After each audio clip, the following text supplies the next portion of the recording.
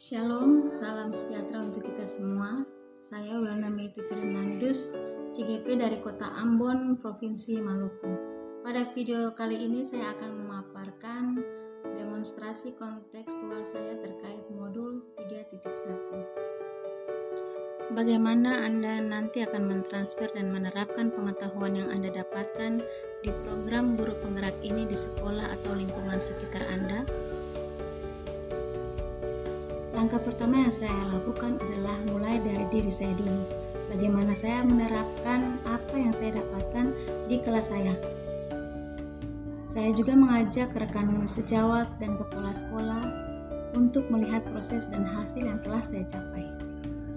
Bagi mereka yang merespon dengan baik, saya akan mengajak mereka untuk bergabung dalam komunitas kecil.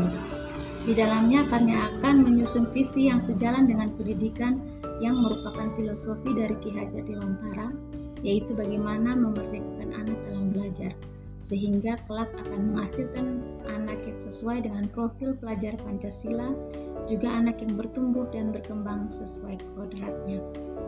Selain visi dan misi, kami juga akan menyusun program-program dan rencana-rencana.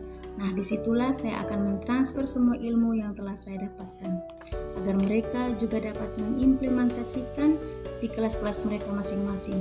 Saya yakin apa yang kami lakukan akan berdampak baik dan membawa perubahan di tempat kami mengajar. Dan tentu saja ini akan mengundang guru-guru atau rekan-rekan yang lain untuk bergabung. Apa langkah-langkah awal yang akan Anda lakukan untuk memulai mengambil keputusan berdasarkan pemimpin pembelajaran?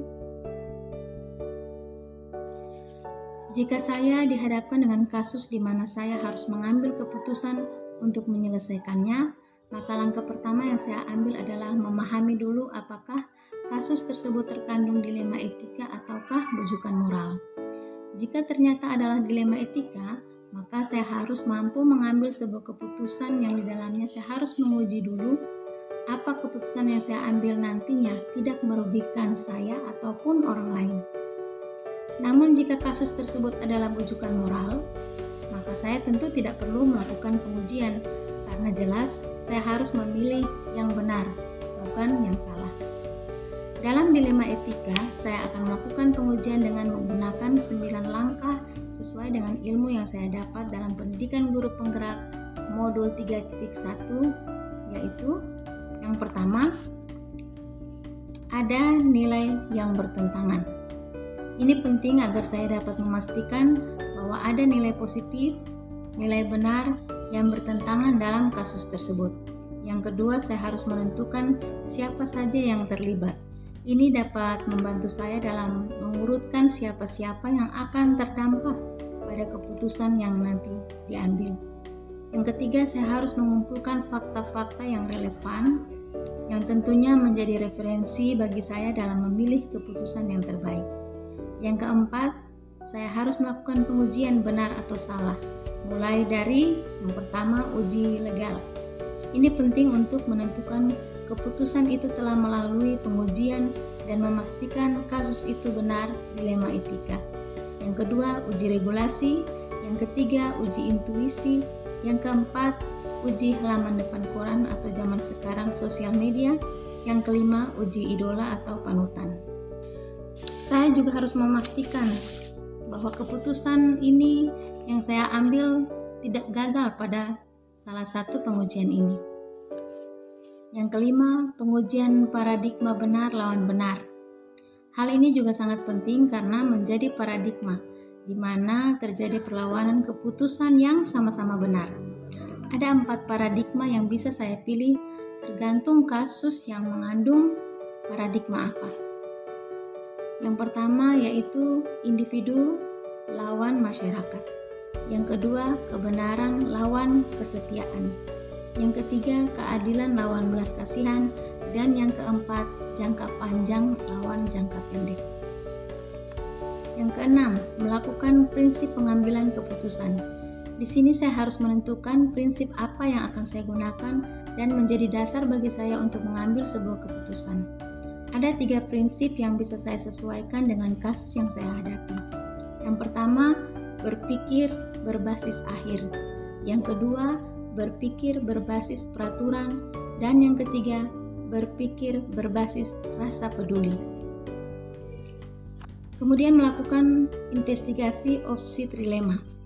Karena terkait dengan dua dilema itu ternyata melahirkan satu opsi atau tindakan atau solusi yang tak terduga. Barulah saya akan mengambil keputusan. Setelah mengambil keputusan, saya harus melakukan refleksi. Apakah keputusan yang sudah saya ambil itu benar-benar sudah tepat dan berdampak positif bagi saya maupun orang-orang yang terlibat di dalam kasus tersebut. Kapan Anda akan memulai menerapkan langkah-langkah tersebut? Hari ini, esok, minggu depan, atau hari apa? Catat rencana Anda sehingga Anda tidak lupa. Tentu saja dimulai dari sekarang, di saat saya memang harus melakukan perubahan pada diri saya, juga pada orang-orang yang ada di sekolah atau di sekitar saya. Siapa yang akan menjadi pendamping Anda dalam menjalankan pengambilan keputusan sebagai pemimpin pembelajaran? Seseorang yang akan menjadi teman diskusi Anda untuk menentukan apakah langkah-langkah yang Anda ambil telah tepat dan efektif?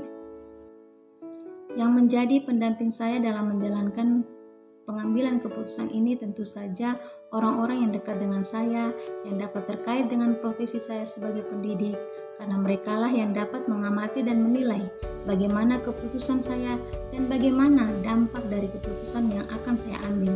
Sekian dari saya, terima kasih.